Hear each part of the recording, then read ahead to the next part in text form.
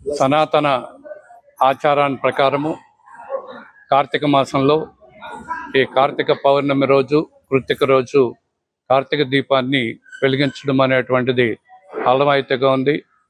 సుమారు 4-5 దశాబ్దాలుగా కూడా గ్రామాల్లో కానీ పట్టణాల్లో కానీ కొండల మీద దీపాలు వెలిగించడం, కొండల మీద ఉన్నటువంటి దేవాలయాల పైన దీపాలు వెలిగించడం అనేటువంటిది ఒక ఆనవాయితీగాను, ఆ మరుసటి రోజు ఇళ్ల దగ్గర దీపాలు వెలిగించడం అనేది వస్తూ ఉంది. ఈశ్వరుని స్తుతిస్తూ ప్రార్థిస్తూ ఈరోజు దుర్గానగర్ కాలనీలో ఉన్నటువంటి వినాయక స్వామి ఆలయ ప్రాంగణంలో ఈరోజు ఆలయ గోపురం మీద జ్యోతి వెలిగించడం అనేటువంటిది జరిగింది.